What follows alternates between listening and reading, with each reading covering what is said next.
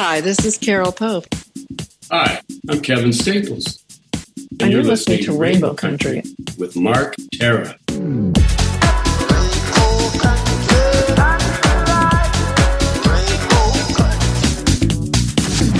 The views and opinions expressed on the following program are those of the producers and or the persons appearing on the program.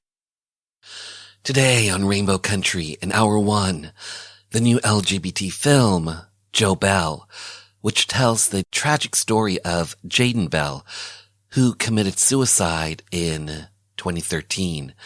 Actor Reid Miller, who plays Jadin Bell, joins me in conversation.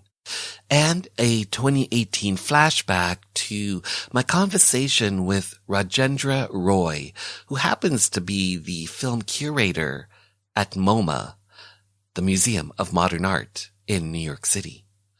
Plus, Rainbow Country contributor, long-term HIV survivor and activist Colin Johnson wanted to talk about some topics when it comes to Black History Month that he's very passionate about. And in Hour 2, music from LGBT artists, independent artists, plus voices that you've come to know and love in classic disco, classic 80s, classic house. Stay tuned for Gay Talk Radio right here on Rainbow Country. Hi, I'm Simone Denny. Hi, I'm Mary John Tory. I'm Joey Lamar, best-selling author of Mambo Lips and Salsa Hips. You're listening to Rainbow Country with Mark Tara.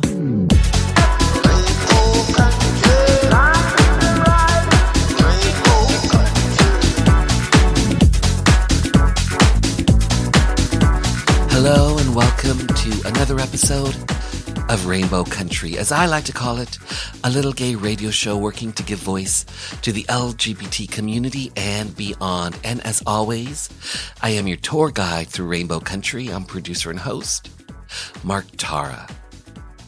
By the way, Rainbow Country originates from CIUT FM in Toronto, the sound of your city, and now proudly in syndication on 9 stations across Canada, including Bombshell Radio, Love Your Indie, a 24/7 streaming outlet, and Real Music, Real Ideas, Real People, CKUW FM in Winnipeg, The Juice, CJUC FM in Whitehorse, the mighty CKCU FM in Ottawa, the voice of the Haliburton Highlands, Canoe FM, Haliburton, Ontario's cottage country.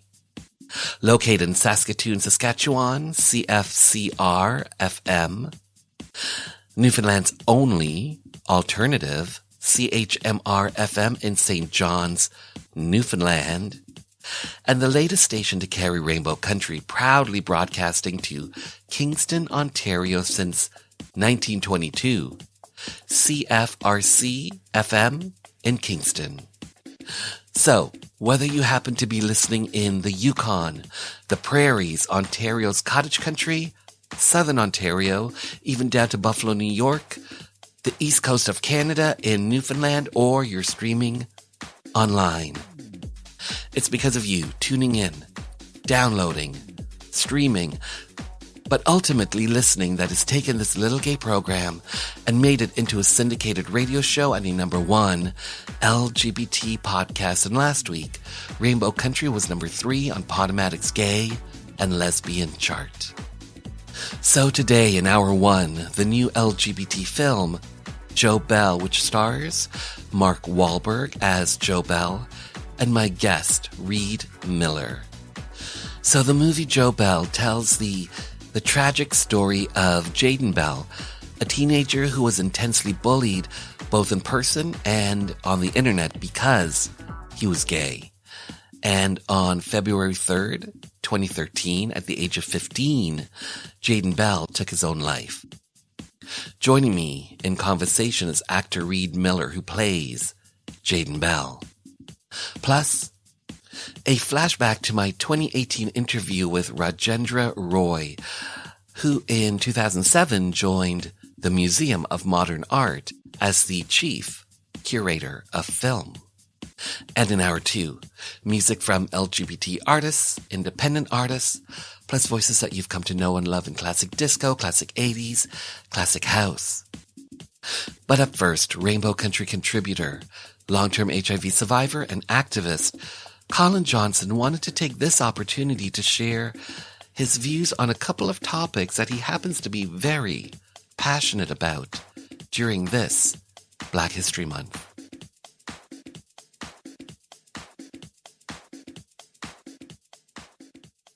February 2021, we're still in the midst of the pandemic, but here in North America and elsewhere, we're also celebrating Black History Month. Yes, I know, they gave us February, the shortest and coldest month, but hey, what you gonna do, right? So here I want to point out, I want to talk about a couple of things which I think have been very important to me as growing up as a Black gay man over the years. The first thing is that the homophobia within the Black community keeps so many of us oppressed and depressed and not able to be who we are and become, achieve that full potential that we could be as a gay person. And it's scary and shocking. But again, we have to realize where a lot of this homophobia comes from. And, the origins of this are from colonialism. Prior to the coming of the Europeans in Africa, gays actually didn't have such a bad life. I mean, there wasn't this overt homophobia that we now see in so many African countries and in the Caribbean. I mean, one of the most famous persons was King Mugawa of Uganda, who was openly gay. And there have been other persons who have come forward and spoken to the fact that homosexuality was not only accepted, but in many cases, homosexuals were considered to be key people in the evolution of their societies. So the other thing I want to point out is that, yes, as a gay Black man, when it comes to the gay community, there is racism. There is no doubt about that. We've seen this in the ads that have been, I know that some of the hookup apps have removed them, but I'm sure we all remember those ads that said, no blacks, no femmes. So yeah, we are dealing with racism within our own gay community. And I say our own because I think it should be. As gays, we should realize that we are in this fight together. One of the things that has come up and people have asked me is the fact that somebody doesn't want to sleep with a Black person a preference, or is it racism? I'm going to give you my answer here. Let us understand that even if you are gay and you are white, you definitely have some privileges. So if you blanketly go out and refuse to even consider having someone who is Black as a partner, because that's what it's about. It's whether you cannot conceive the possibility of falling in love with somebody who is Black. Because let us understand, same sex is not just about sex per se. It's about the willingness, the ability to love someone who is of your same sex. And if you blanketly sit back and refuse or even don't try, it doesn't matter to you, to somebody who is Black, or any other race for that matter. Yes, that is racism. Okay? Preference is when you might not want, because you might want to sleep with somebody who is South Asian, but not Black. That to me is a preference. And I think we have to start looking at it that way. Okay? That is how I'm going to view this thing. Okay? Because because what I've seen is that there are many whites out there who only see Black men and Black women as a fetish. Then I want to speak about the fact that, that when it comes to the history of the Black of the gay movement, blacks have tended over the years to be ignored or input. I mean, let's be realistic. One of the people who started the gay movement in the United States was Marsha P. Johnson. But we don't hear about her. She was present at these Stonewall riots. But there are so many others, and this is where I want you all to sit back today. Take a little time. Look up these people. You know what I mean? As I said, there are, the RuPaul, who we all know about, but Baynard Rushton, Justin Fanshawe, Laverne Corey, look at television series like Pose, find out about the ballroom, everything, watch movies like Moonlight, read about Little Richard. All of these people have impacted the Black gay movement in some way or form. This is Colin. Have a good day. Bill 7. To ban discrimination in employment, government services, and housing based on a person's sexual orientation was up for a vote at Queen's Park. Most NDP and Liberal MPPs supported the bill, but without some progressive Conservative legislators' backing, a divisive split could rack the province. 4 PCs decided to break party ranks to vote with their conscience and support Bill 7. Cabinet Minister and MPP Dennis Timbrell did it to show solidarity for his beloved brother, the well-known drag queen Rusty Ryan.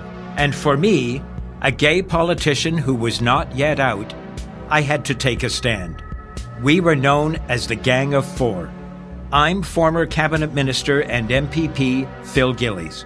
The date, December 2nd, 1986, when LGBT rights came to Ontario.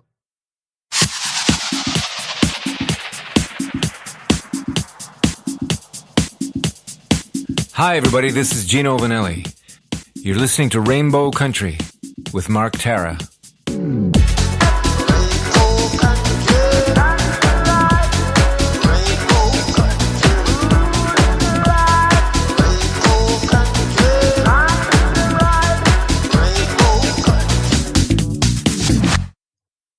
Up next, Reid Miller talks about making the new LGBT film, Joe Bell.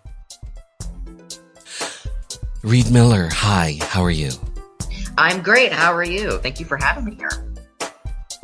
You're more than welcome. Welcome on board. I always say this, but thank you for being here to have your voice, your story be heard by the LGBT community and beyond. So thank you, Reid Miller. Let's start here. Joe Bell, you star in this new film. You play Jadin Bell. You star alongside Mark Wahlberg, who plays your dad, Joe Bell, and Connie Britton, who plays your mom, Lola Bell. Reid Miller, talk to me about this film. What's this film, Joe Bell? What's this film about? Well, this film, I think at the heart is about a dad learning to essentially to become an ally to the LGBTQ community, to while also accepting the part he played in the suicide of his son. And it's also a story about love and about a father and a son who are desperately trying to understand one another. It is just as much a story of understanding for Joe as it is for Jadin, just for both of them trying their best to understand and to fully accept one another. I'm personally now hearing about this incident. I believe it happened in 2013. Yeah. For yourself, when did you first become aware of this? So, at the time when that did happen, when all of these events happened, I was 13. So I didn't hear about it until I got the initial audition.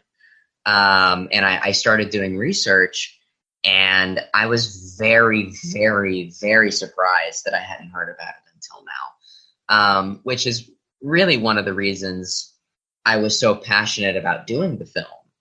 Was it made me sad that something so important and relevant and sad was, in a way, sort of lost in the past.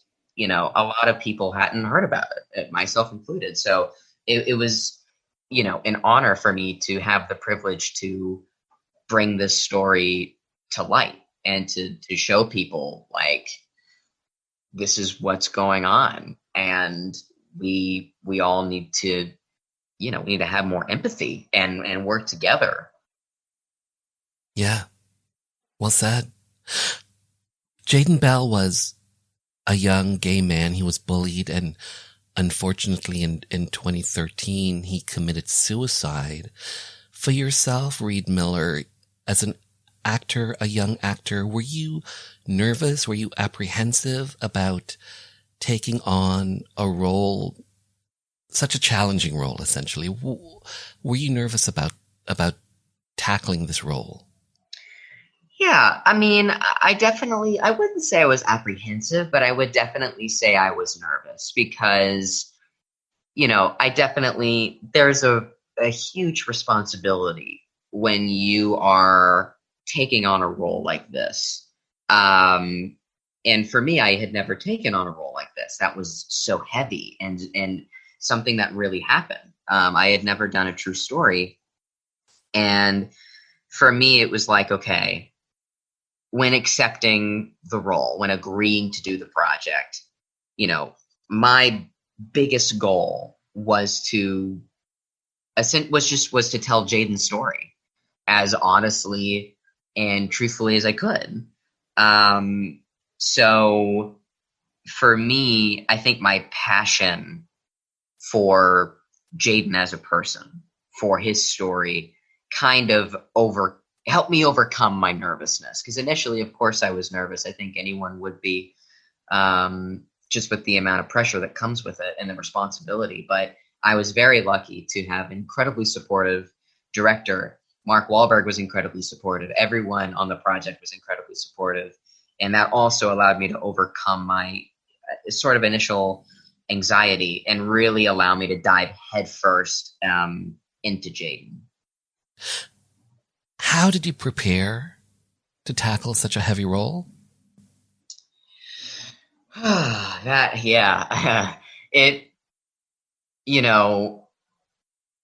Study. You know what I mean? Just study. Just talking to his family.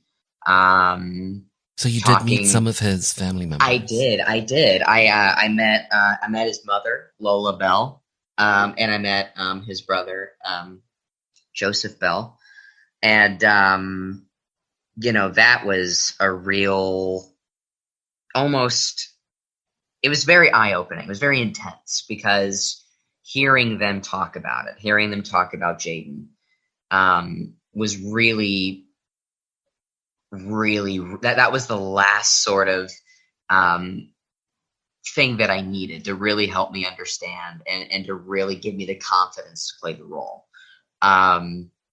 Because it's one thing to read a script and to see the writer's interpretation of him, but to actually hear about him from the source, from his own mother, from his brother, from the people that knew him the best, that was really, really insightful. And in a way, I could go into all this detail about, my process and, whatever, but really you can't really prepare for something like that. It's like I did the best that I could in understanding him and understanding who he really was behind closed doors. But it wasn't until, we actually stepped onto set and I was wearing his clothes and I had his iPod that had all the songs on it, and listening to his songs and what those songs meant, really, that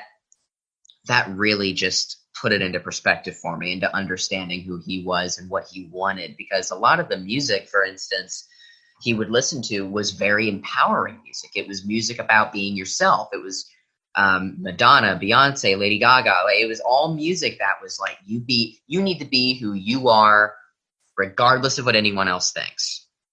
And that was also very eye-opening, because Jadin in real life was very, very confident person. He was not afraid to say who he was and what he wanted, and that is incredibly brave, especially when taking into consideration who he was surrounded by, like at school, and some of the things that happened to him. The fact that even then he didn't waver what he believed. I mean, that was inspirational just to me, and the fact that he could do that and have that strength. And learning all of this really helped me play him as best as I could. You're just mentioning about, did you actually have his actual iPod? I did. You were mentioning about that and talking about the music, and one of the scenes in the film is yourself and Mark Wahlberg on the road, singing Lady Gaga. Yeah, I love that scene so much. I have such fond memories of it because Born This Way. Yes, and it's such an important song. It's an important song in general, but just so important to the movie and to who Jadin was, because that's how he felt. Like he wasn't gonna hide from who he knew he was. And you know, that scene, though, yes, so it's funny and it's very sweet, and it's a bonding moment between the two of them. But what I love most about that scene, and why I think the song is so important, is it has a lot of layers to it in the context that go a lot deeper than maybe some people will notice. Because, you know, for Jadin, when he's singing that song, yeah, he's kind of doing it to, you know, mess with his dad, but that's him expressing who he is. And for Joe, when he chimes in and sings too, that's him, even in the smallest way, like accepting who Jadin was. And it's one of my favorite scenes in the movie, because it is just it's a nice moment of understanding between the two. Yeah. What was it like acting across Mark Wahlberg? It was Mr. Marky Mark himself. I know, Marky Mark and the Funky Bunch. Oh man, it was amazing. I mean, honestly, he is such a good person. He's a great guy. He's so nice and just all around an accepting person and very welcoming. And he didn't. What I loved was, you know, I'm 20 years old. I look like I'm fit. I look like a kid. And it was so nice to feel like I wasn't treated like that. You know, I was treated as an equal. And, you know, Mark was just such a welcoming person. You know, when we would be doing these heavy, intense scenes, he would just always have my back. And, you know, that was really important, I think. And you know, just both of us having this connection, this very father-son connection. Like the first time I met him and we read together I went to his house to audition. We left the room and me and him went into the kitchen, and he was like, you know, you feel like my son. Like it felt like I was talking to my son. And I felt the same way. Like I felt like I was talking to my dad. And I think it was in that moment that I knew we had the right connection. And it was really, you know, I hope the producers see that too, and they give me the job. But, you know, Mark was great. I learned a lot from him, and he is a great mentor and just a great friend.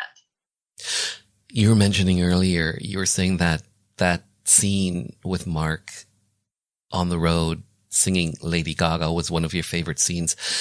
I've seen the film. Great film. Made me cry, for one thing. Reid Miller, thank you for that. Of course. But one of my favorite scenes, and I guess it was the Halloween scene, because you guys were in costume. Yes. In the alleyway, because I could relate. Yeah, that's such a, again, I love that scene too. And, you know, that scene was, was it fun to make? It was. It was so much fun because it was like the outfit that I wore. Was it Ziggy Stardust? Yes, it was. It was Ziggy Stardust, and it was custom tailored to fit me. Like it was made for me. So, and I got to keep it. I took it home. Great. So I have it in my closet, and it's so great because I had so much fun. You know, it's like the cast is had such great chemistry. You know, and the crew was also supportive that we all felt we were really, really able to just play. And especially, you know, like just for me, being able to open up and be vulnerable, you know, again, everyone was so supportive and just willing to do whatever. And I think because of that, we were able to get some really great gems and some great moments, like in the Halloween scene. Yeah. So you're starring in Joe Bell, but you've also starred in a number of TV shows, including Criminal Minds on CBS, The Fosters on ABC's Freeform, Training Day on CBS. How did you get into acting in the first place? So for me,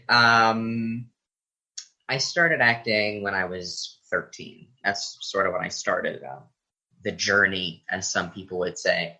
I was this is actually, in some of the many ways I relate to Jadin. You know, I grew up in a small sports-centric town, and I was a very artistic, very much not sports-oriented person. And because of that, I was bullied, and a lot of people didn't really take the time to understand me. But I was very lucky to have an incredibly supportive family. Like my parents loved me for who I am, and that they knew that I was different, but they never let that affect our relationship. They were incredibly supportive. And there was essentially this acting showcase type of thing where they travel to smaller towns, and, you know, people can audition and do monologues, and, you know, so my mom thought it was a good idea for me to try out, to audition. And I had never auditioned for anything in my entire life. And I'm also a very anxious person. And so I went to the audition, and it was my turn, and I was reading a monologue, and someone's phone in the audience went off, and I just started crying. I just started crying. Because I was embarrassed. Like I had been stopped in the middle of my monologue and started crying. I couldn't take the pressure. But at the end, when everyone had auditioned, the owner, her name was Kim Myers, she took me and my family aside and was like, you know, we want him to go to the next round. You know, he's got something. And I didn't see it.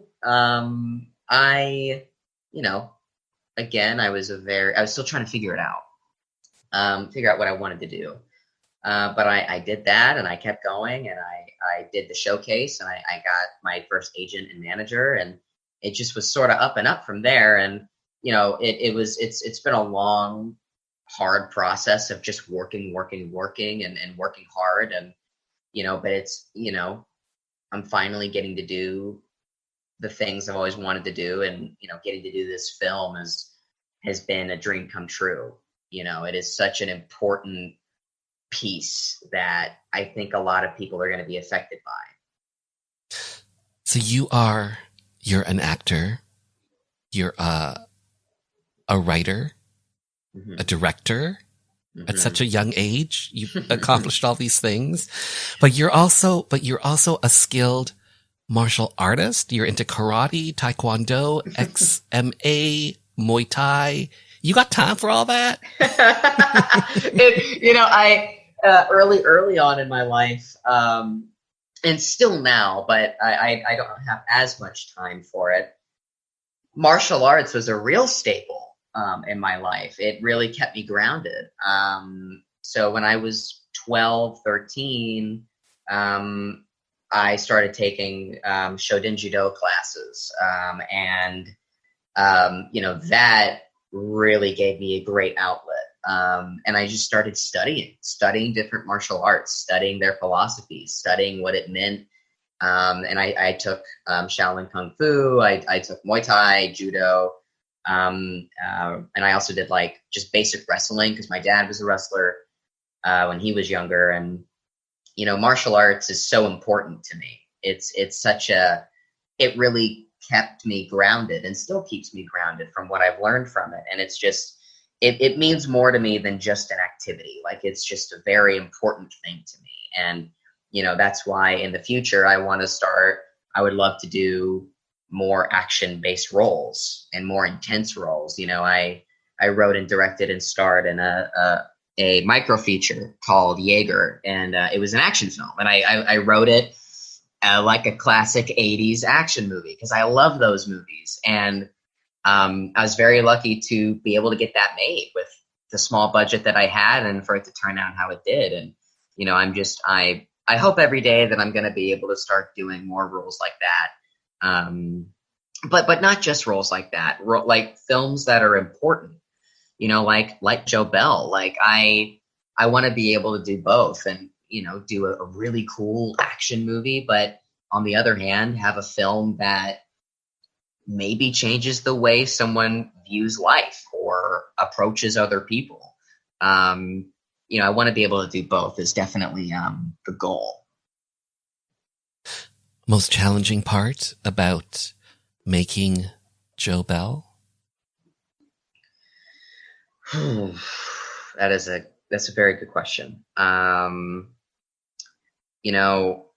think the hardest thing for me was realizing just how much alike me and Jadin are. It was hard. And when I say hard, I don't mean it, I don't mean it in a negative way at all. I just mean, I think for me, the film kind of made me realize how depressed I was, and how I had a lot of things I needed to work out.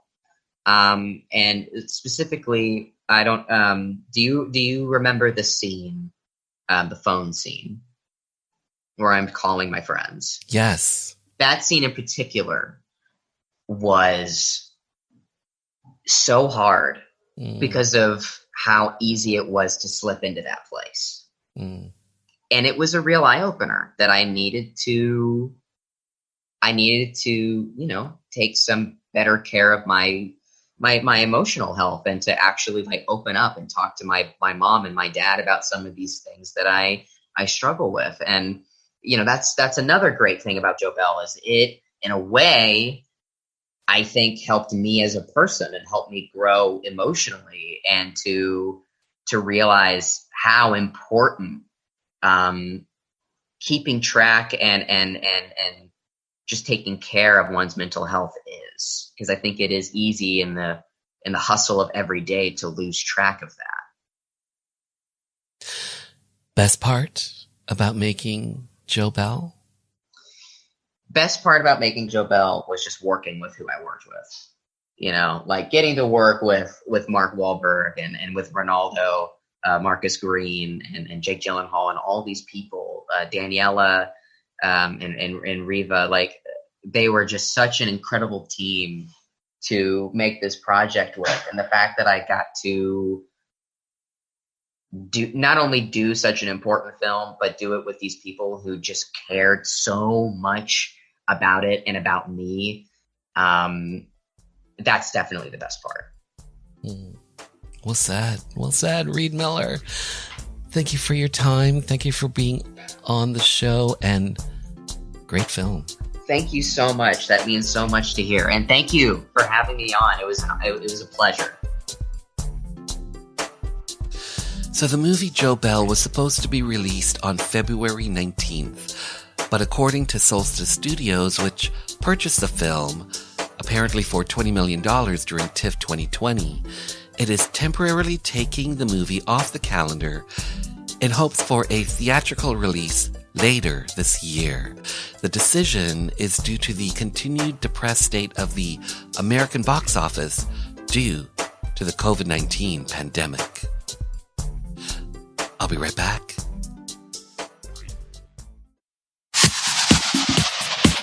My name is Charles Officer, and I'm the writer and director of Invisible Essence, The Little Prince. You're listening to Rainbow Country with Mark Tara.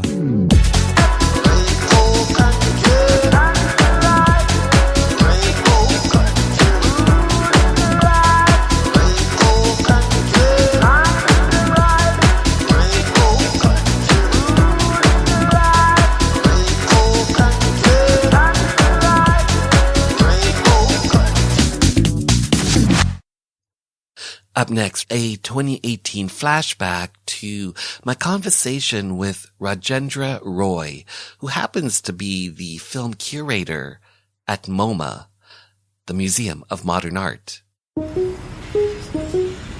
Museum of Modern Art, yes, we are closing, and we will reopen again October 21st. I always try to figure out what's the last brushstroke, and that's kind of how I get calm, gave away the secret.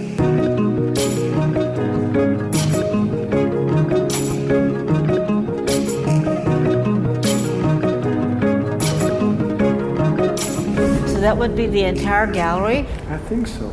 You think?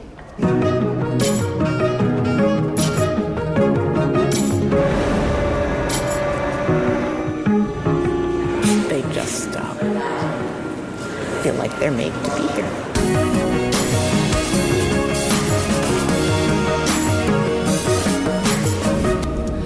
He is the chief film curator at the Museum of Modern Art, MoMA. He is Rajendra Roy. Am I saying it? I love that. Yes, actually. All true. My name is Rajendra Roy, but when I was a drag performer in the mid-90s, I was Rajender. So you actually got it right on a lot of levels.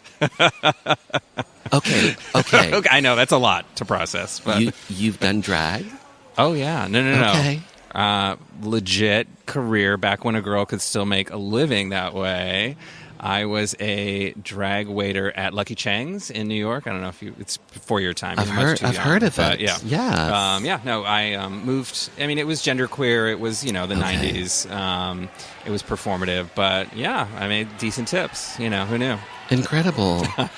So, TIFF is going on. And if it's a film festival. It's excitement. If the audience is cheering, maybe it's, you were saying Ryan Gosling, maybe it's, Brad Pitt. Who knows? At TIFF, it could be anybody. So, you are the curator for films at MoMA. That's correct.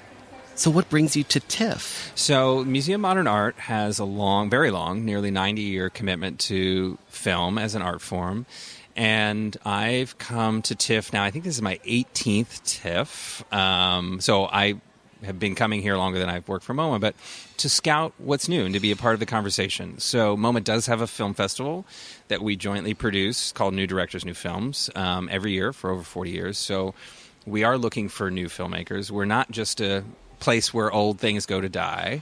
We're a place to discover new artists as well. So we do come here to discover, but we also, we provide a great platform to show your movies in a historical context, meaning we house and preserve the history of cinema. But we also want to be a part of the conversation. So that's why we're here. Is there a synergy between TIFF and MoMA? Absolutely. Okay. So TIFF is a large organization, not only the festival, right, every September. It also has a Cinematheque. We collaborate with the Cinematheque on an ongoing basis, lending prints from our archive and exchanging programming. We have also brought exhibitions to the Lightbox. We brought the Tim Burton Show here a few years back. We have a deep connection to Toronto and to TIFF. When it comes to films, what type of films are you looking for? especially at TIFF 19? I am open. I am here to absorb and the spectrum, and we're looking at wavelengths at the avant-garde stuff. We're looking at the big studio releases. We also have a series at MOMA called The Contenders. It's our best of the year. So we're out here looking at those films as well. So you're open to any genre? We're really open. Okay. We are not, we are nonpartisan. We're really excited about the vitality of film culture.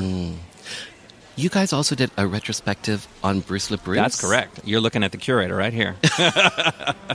What was it about his work that drew you to it? I mean, honestly, Bruce and I have talked about this. No Skin Off My Ass was one of those really critical films for me in the development of my own appreciation of cinema. I mean, it spoke to me on a lot of levels. Obviously, it's an incredibly seductive film. Bruce has always leveraged the seductive power of cinema and imagery, and he always dates cute boys, so that's nice.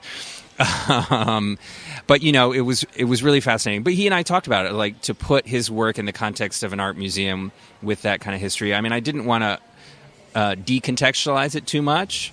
The great thing is our audiences are very savvy, and you had this really great cinephile audience mixed with all the queer kids showing up, all the fans.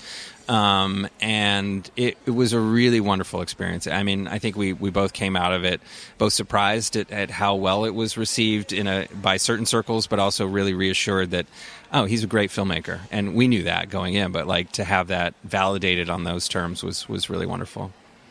So you curate 30,000...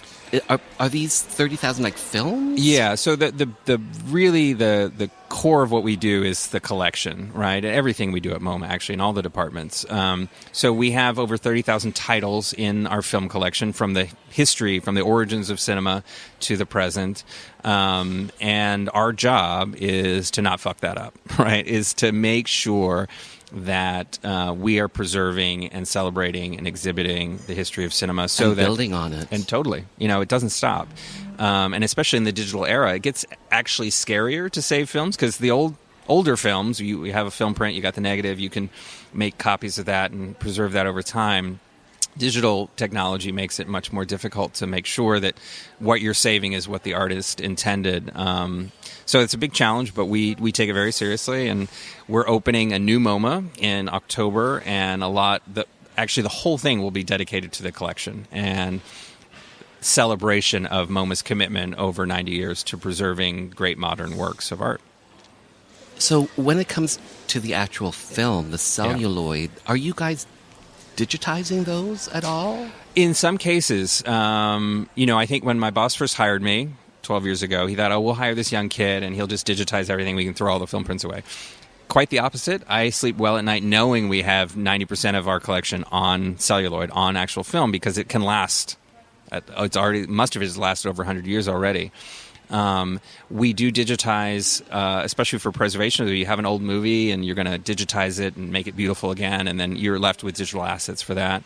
We're in the process. We have all of Andy Warhol's films in our collection, for example, and we're digitizing all those precisely for access, because we realize that 16 millimeter will be really hard to screen. It is already really hard to screen.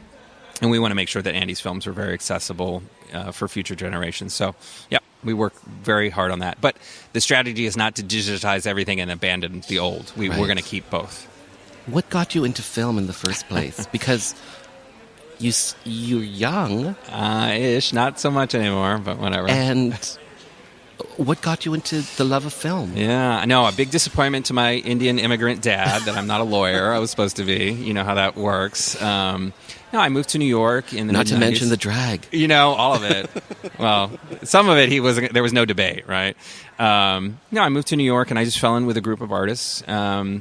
And I loved being with them, and I wanted to be one, but I was relatively talent-free as an artist, so I became a curator. I really knew that I had a talent for building platforms and supporting the work of artists that I believed in, and I just stuck with it. MoMA was certainly never on my radar. When I talk to kids, they're like, "Oh, I want to do what you do." There's no yellow brick road. You really have to fight, you have to work, and the way The only thing that I know I did right was developing those relationships with artists early on. And that's what I bring to the table, and I've always brought to the table, is like that real commitment to, if I'm going to work at this, I'm going to do it so that my friends, the people I hope will become my friends, are put in the best light by these institutions. And so that's, it just, it kept going and going and building, and relationships turn into bigger relationships and networks, and that's how it happened. When it comes to TIFF 2019, what's on your radar that you're jazzed to check out? Definitely. Well, one that I hope everybody can get into and see for sure is a film called Parasite, which actually premiered in Cannes. It's by a dear friend of mine, Bong Joon-ho. He's a great Korean director, a teddy bear of a guy who makes the most fucked up movies, but who speak to our current moment like no other films out there. I mean, he really has an insight on the human condition, and this film is impossible to describe. It's already won every award out there, and it's the biggest success ever in the history of South Korea. But it's about income inequality ultimately, and the challenges that face our society to rectify that or not.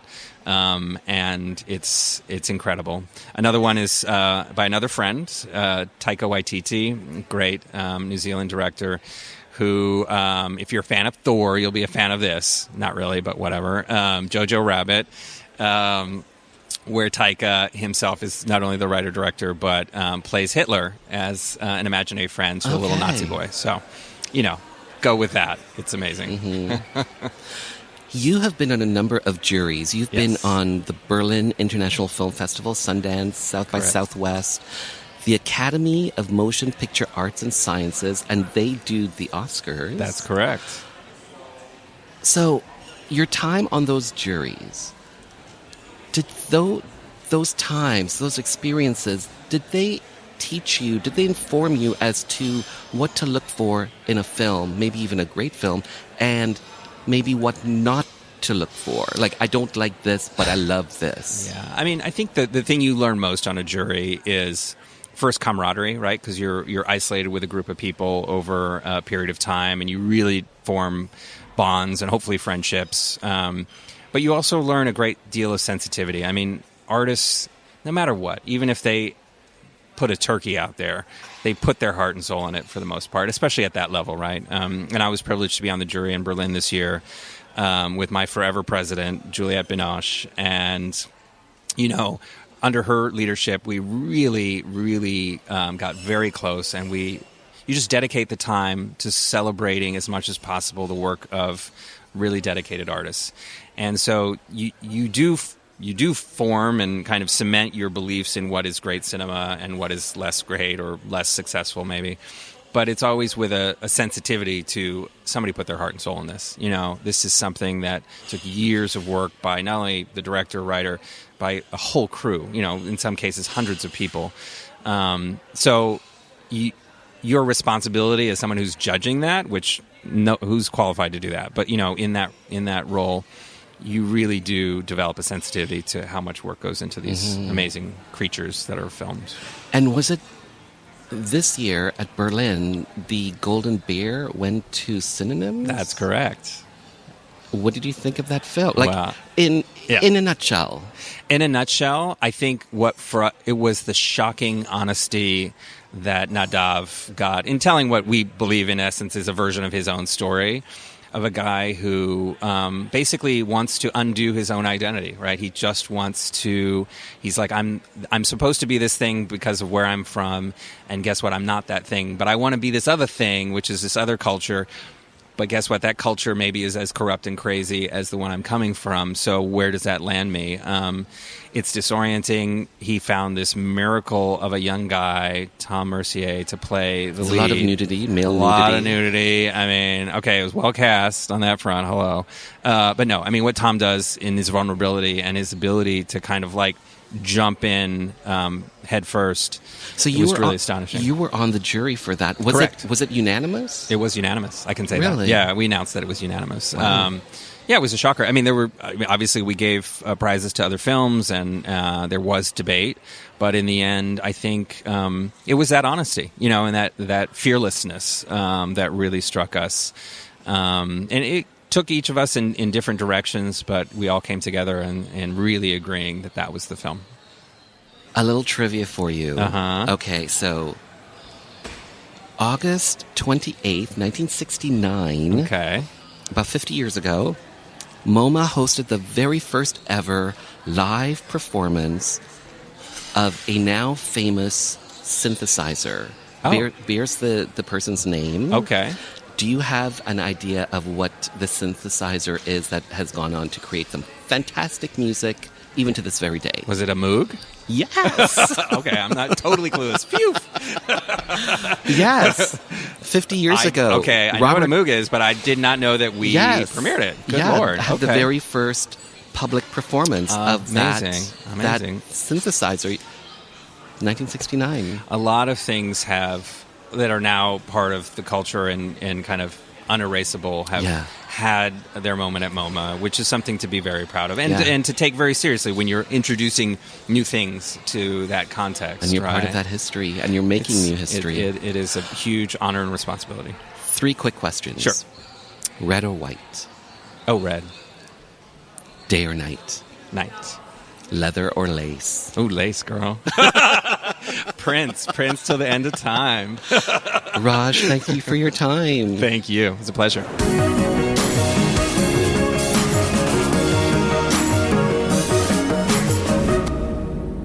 Taking us to hour 2 of Rainbow Country, a LGBT new music set.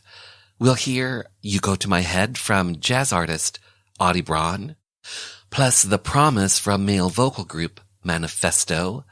But starting off this LGBT new music set, Wish We Were Older from Angel Baribeau. I was just 13, you were so pretty. Talking to angels just wasn't in me. But we shared our secrets, our strengths and our weakness. I didn't know hurt so deep till you said we couldn't be. When I was 16, I had you to hold me, dancing in darkness. Oh, what you told me. For just a few seconds, I was in heaven. How old do we have to be till we can be happy? I won't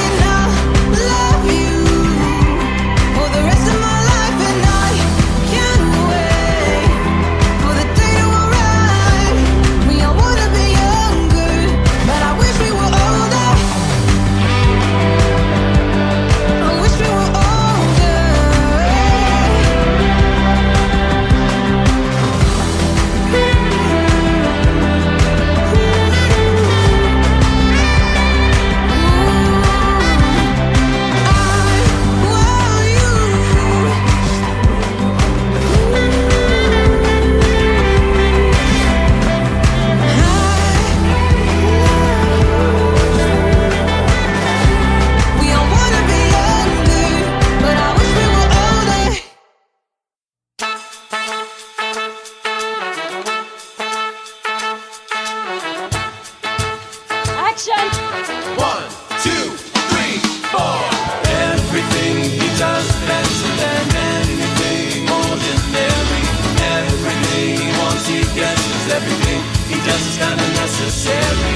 I believe in love, tell me can anything last forever?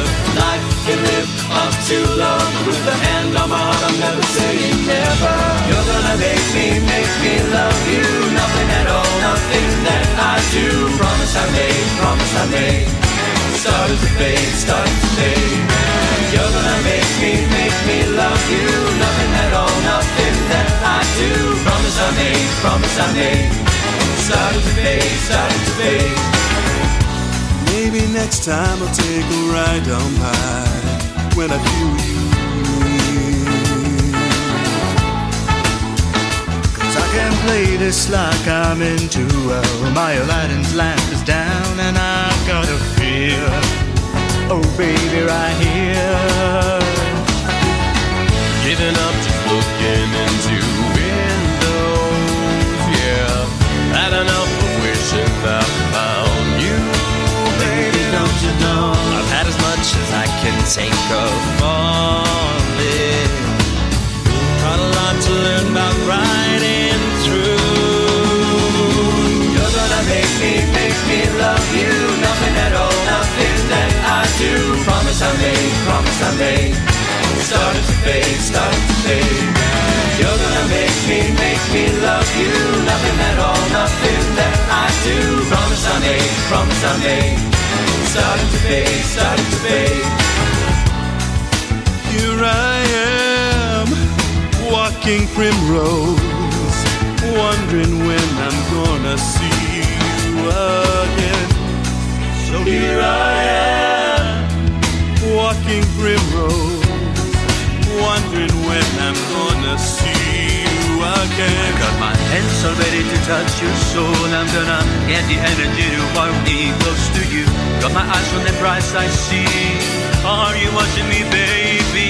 'Cause my heart is turning to solid gold, and my head is saying, honey, too good to be true. Well, look in your glittered eyes, power's failing me every time. You're gonna make me love you. Nothing at all, nothing that I do. Promise I made. Started to fade, started to fade. You're gonna make me love you. Nothing at all, nothing that I do. Promise I made. Started to fade, started to fade. Maybe it's not that hard to know you. Maybe we'll make it up and go. Maybe we'll work things out. There's only one way up and one way down, I know. If you wanna convince me, start again. If you wanna be with me in my arms, 'cause baby, you're gonna make me love you. Nothing at all, nothing that I do. Promise I made. Started to fade, started to fade. You're gonna make me love you. Nothing at all, nothing that I do. Promise I made. Started to fade, started to fade.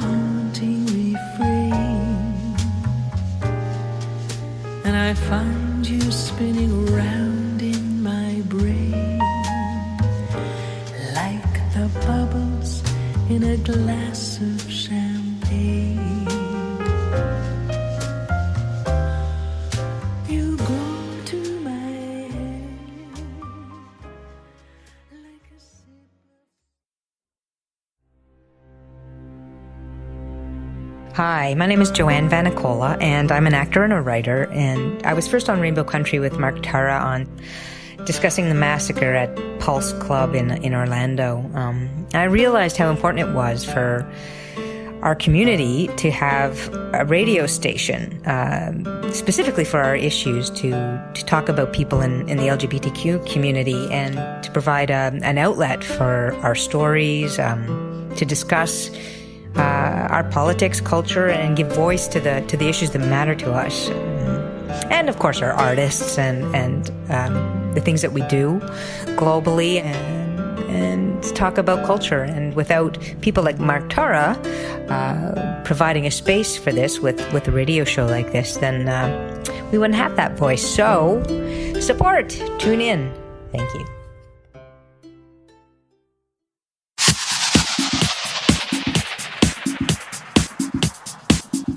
Hi, this is Police Constable Danielle Botno, also known as LGBT Cop, and you're listening to Rainbow Country with Mark Tara.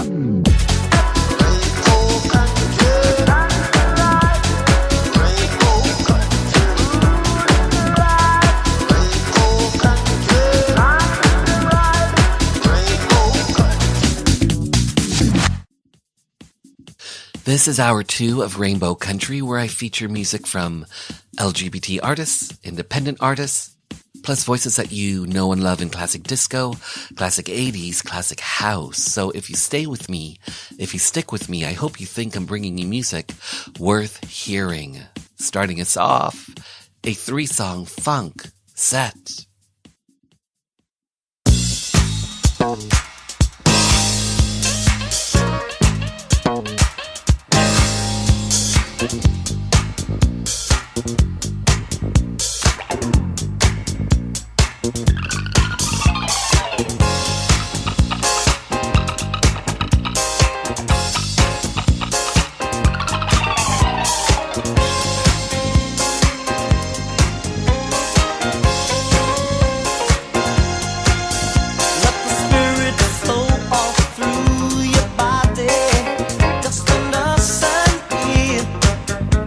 Involve yourself.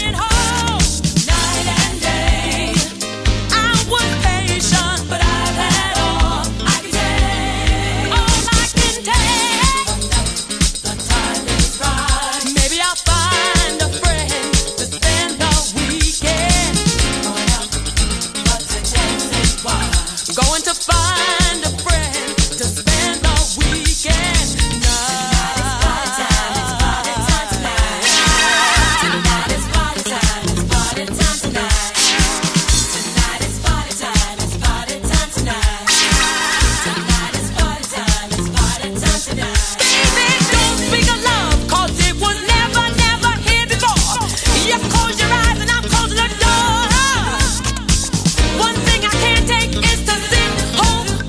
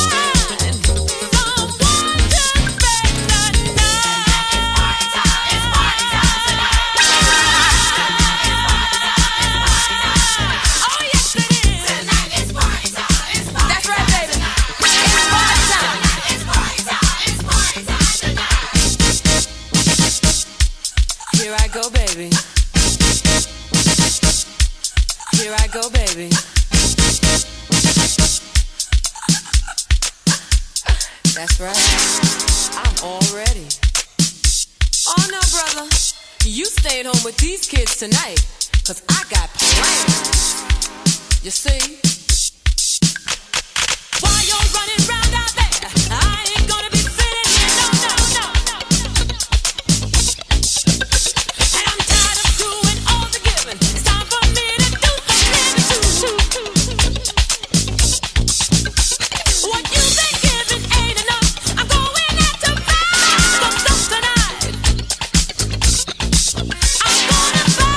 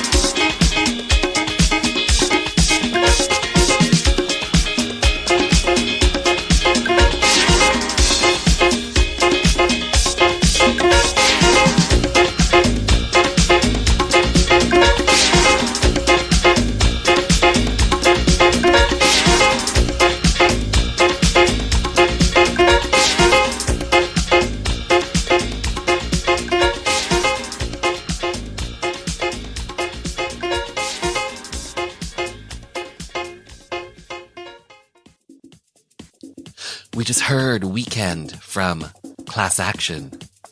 Before that, You Are My All in All, Joyce Sims. And starting off that 3-song funk set, Disco Nights, GQ. Up next, a 3-song singer-songwriter set.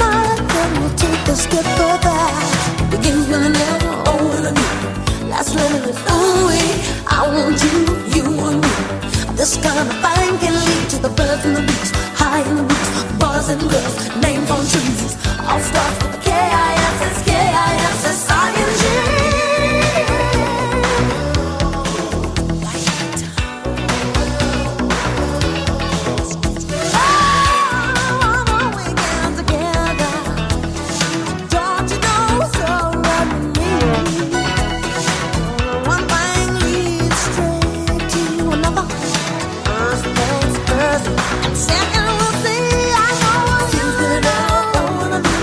Let's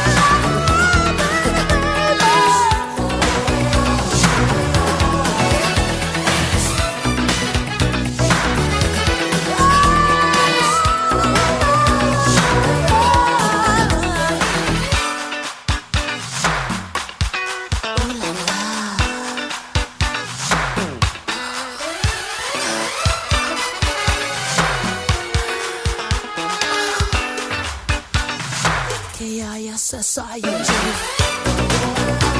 Can you spell it? Can you tell it? Can you see it?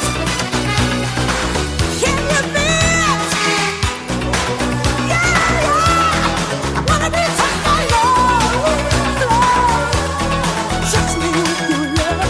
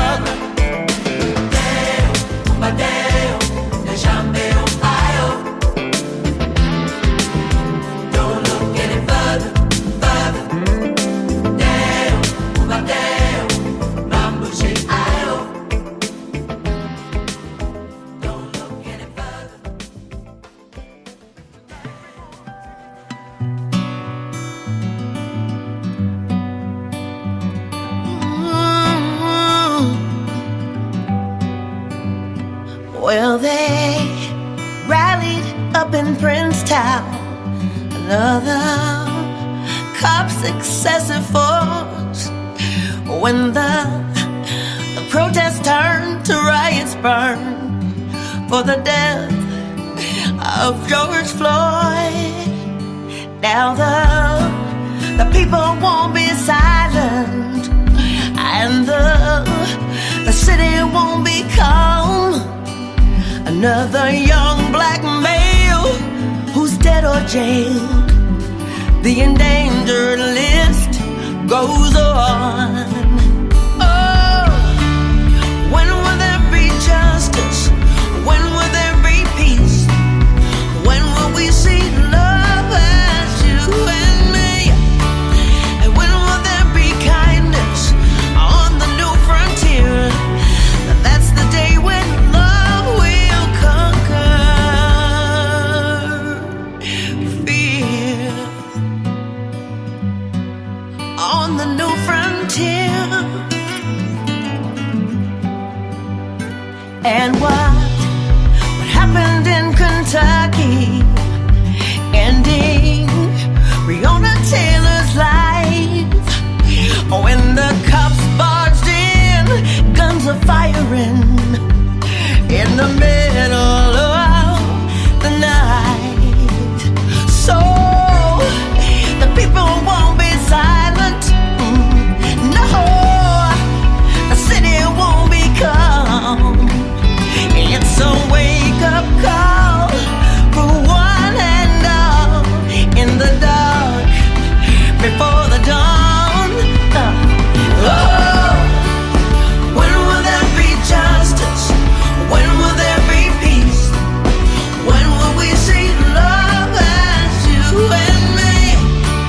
And when will there be kindness on the new frontier? That's the day when love will conquer. Yeah. So don't give up hope, and don't dare surrender, because you should know love is tough but tender.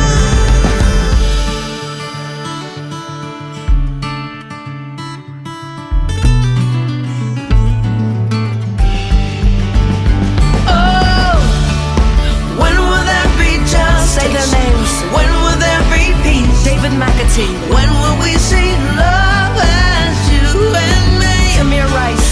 And when will there be kindness? Philando Castile. On the new frontier. Say their names. That's the day when love will conquer. Be there. Freddie Gray. Then there will be kindness. Eric Garner. On the new frontier. Michael Brown. That's the day when love will conquer. Say their names. On the new frontier. Say their names. We just heard the New Frontier say their names. Before that, Don't Look Any Further, a duet featuring Dennis Edwards. And starting off that 3-song singer-songwriter set, Kissing. Those 3 tracks from Grammy winner Saida Garrett. And by the way, her current single is The New Frontier, Say Their Names. For more on this artist, Saida.com. Up next, a 3-song indie artist set.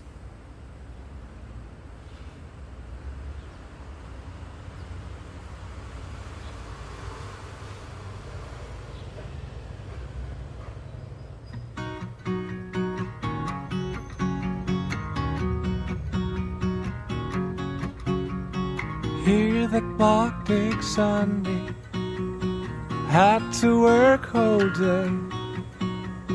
Bloody rainy Monday, she paints the summer day.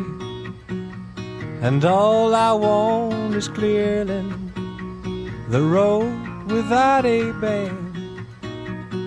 Wait until the morning, till the very end.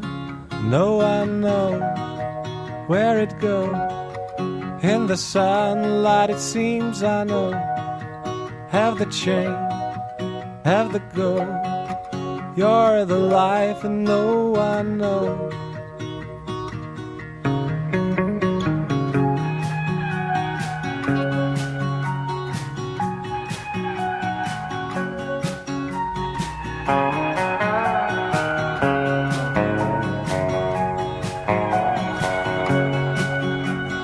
All I want is makeup, confused to mind my frame.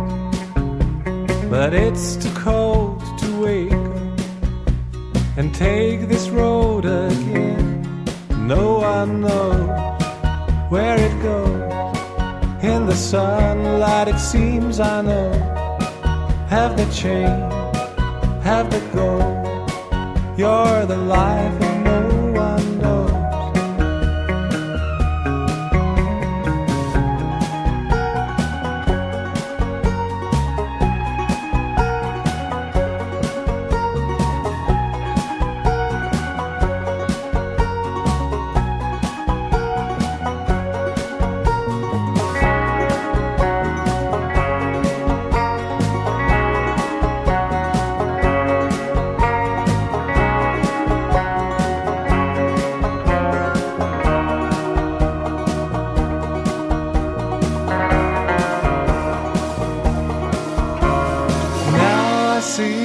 Starlight falling down with rain, washing out the promise you made one summer day.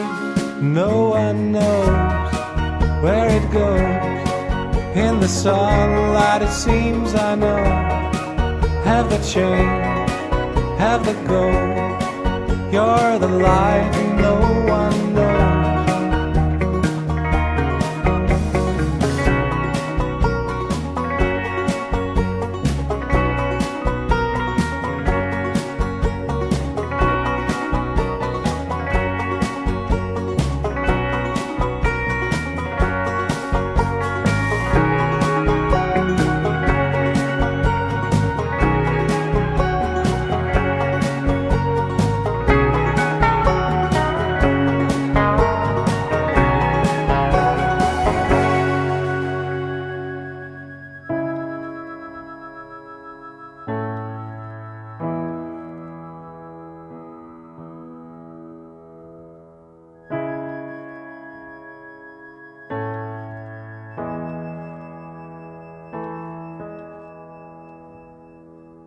I wish I was somewhere else.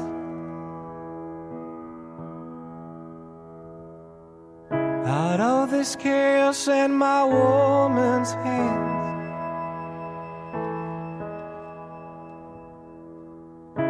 In the moonlight I can see your face.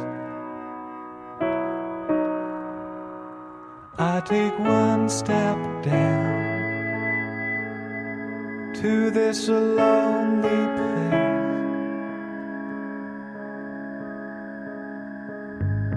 Your days alone and mine are too.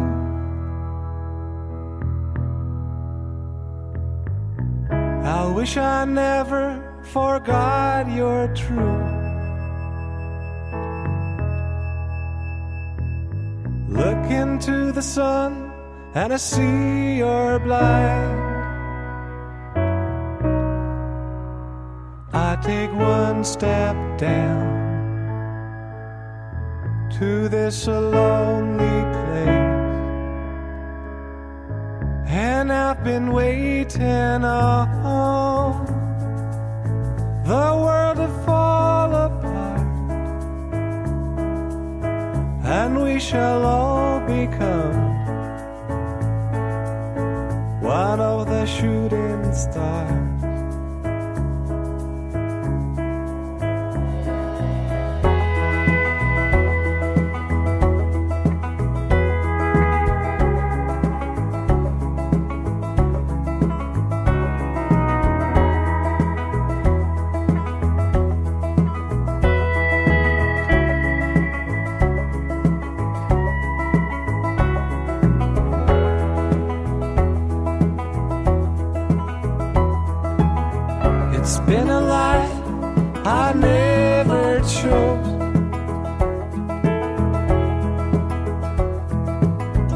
lost in the middle of forgotten songs.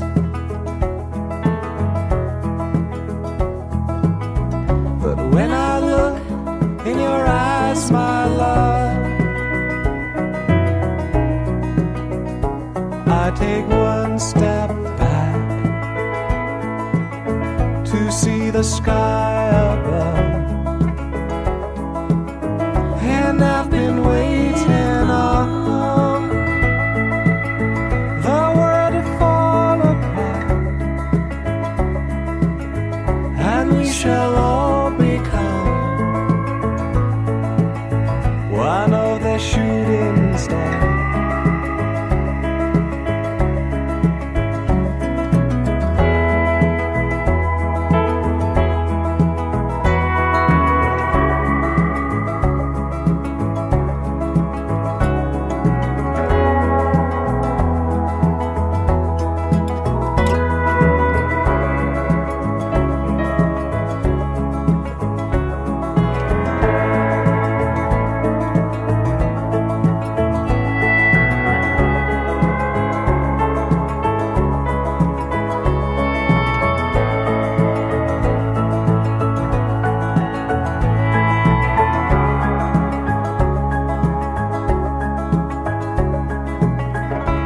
Now I see skies filled with stars,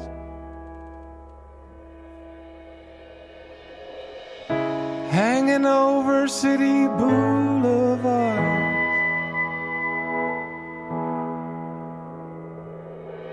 The rain is coming with a western cloud. I take one step down to this lonely place, and I've been waiting on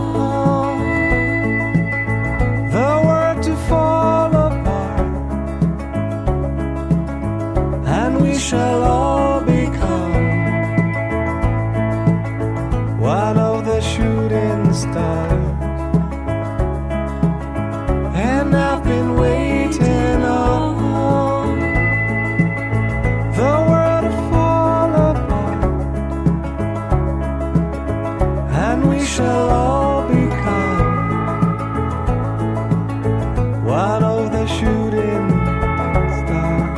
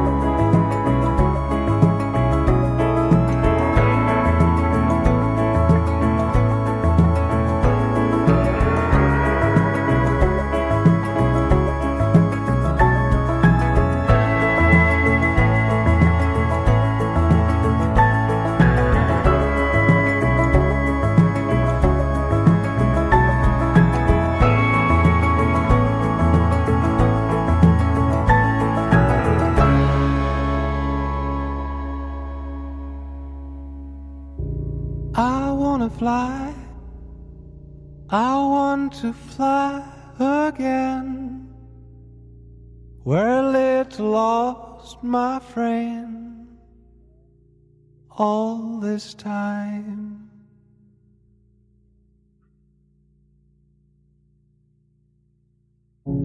I wanna run, I want to run with you, with little time for two all this time.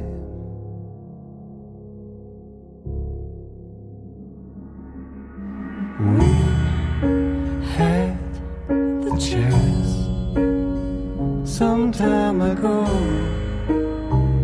a little chance all this time.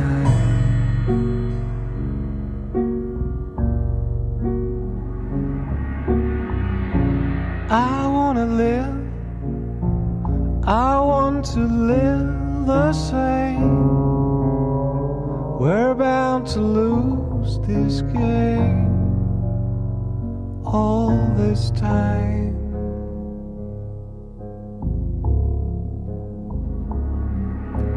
We had the chance some time ago,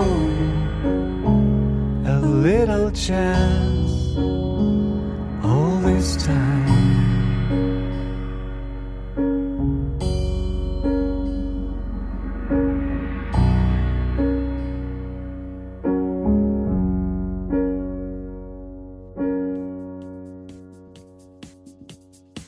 We just heard All This Time. Before that, One Step Down.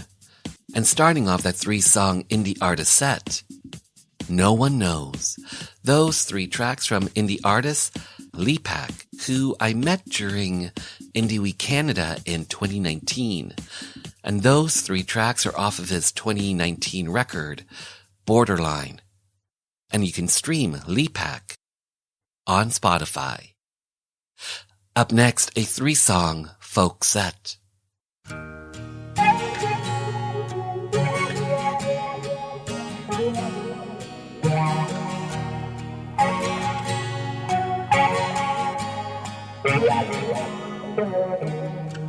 Taste of love in a sweat. You can't see and you can't forget. It's a new sensation. It's gonna take you home. I'm amazed, you can let it get so out of hand. I know, you gotta let it show. Let it go. You run like water through my head till I don't know exactly where I am.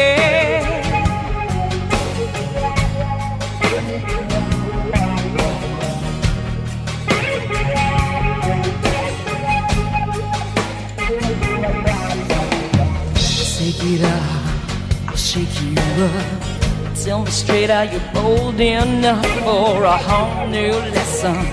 I'm gonna teach you right. Don't be sorry, don't be ashamed. Look in my eyes if you know my name. Get it right. You gotta get it right. Get it right. Run like water through my head till I don't know exactly where I am. Just run your fingers through my head till I don't know, and I don't care.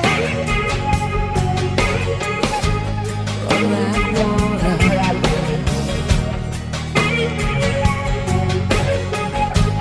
Run like water.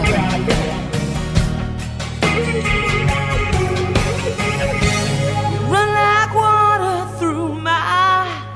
Run like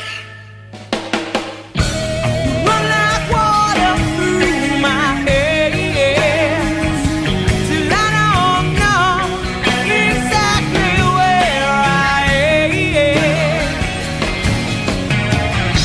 Just run your fingers through my head till I don't know, and I don't care.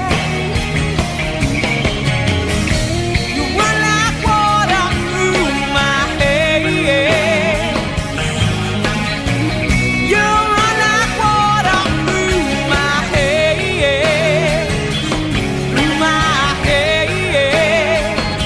till I don't know exactly where I am.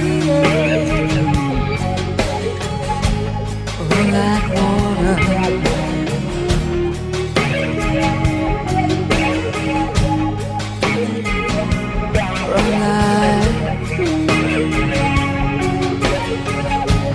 Run like water.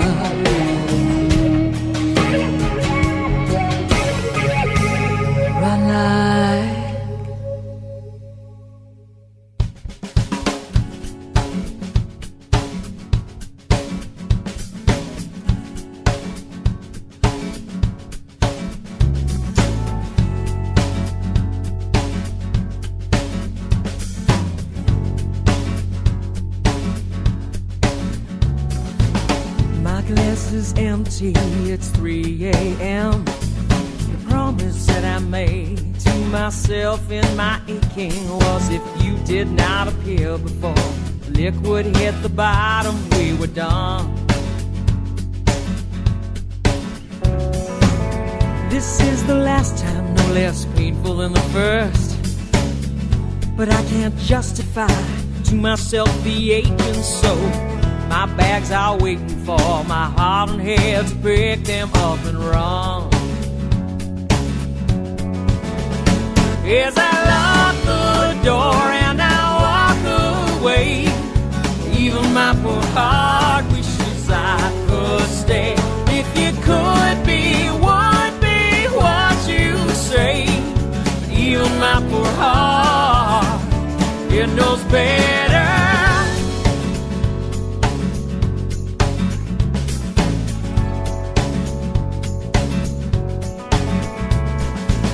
The taxi's waiting, got my ticket in my hand. To put this all behind me, you'll never find me.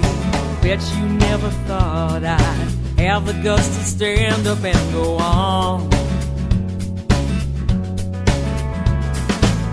The taste is bitter as I lock and drop the key. I pray you'll never treat another the same way you treated me.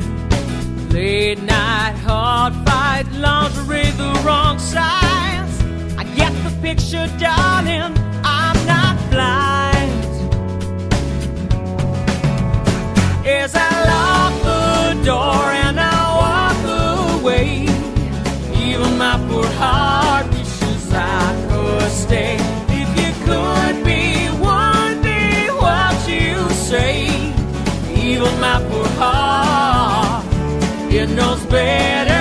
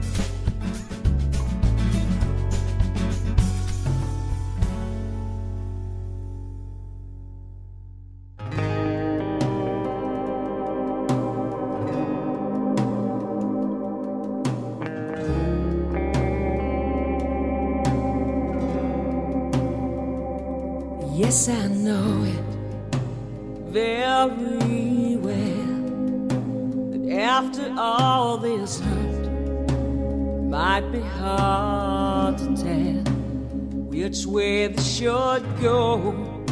But all I can see when I look into my heart is what you mean to me.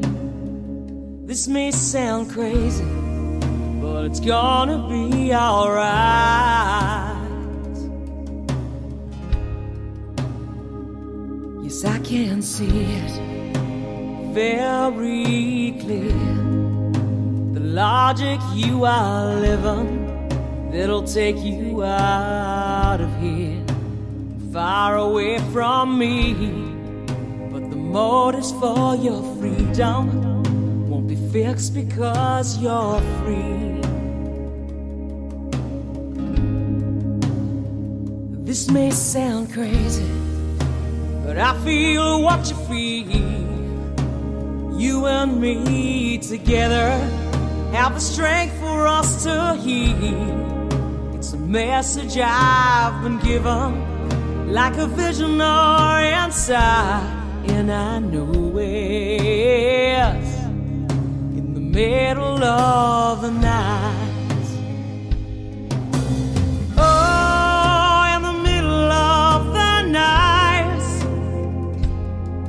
When I wake up in your arms and there's no sound but the beating of your heart and the answering of mine.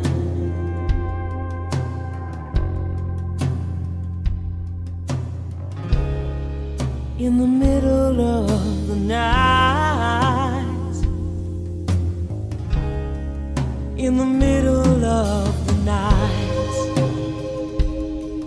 We just heard Middle of the Night. Before that, My Poor Heart. And starting off that 3-song folk set, Like Water. Those 3 tracks from folk artist Alana Hart. And for all things heart, alanahart.com. Don't forget to keep up to date with all things country, Rainbow Country. Follow me on socials at Mark Tara Music. Do you have a guest suggestion, maybe a show topic? Send me an email, mark@marktara.com. The podcast for Rainbow Country is available on all major platforms. The official Rainbow Country playlist is out on Spotify. And of course, everything is hooked up at marktara.com. Finally, I want to take this time to thank you for taking your time to be with me. Remember, stay well, stay strong, stay safe.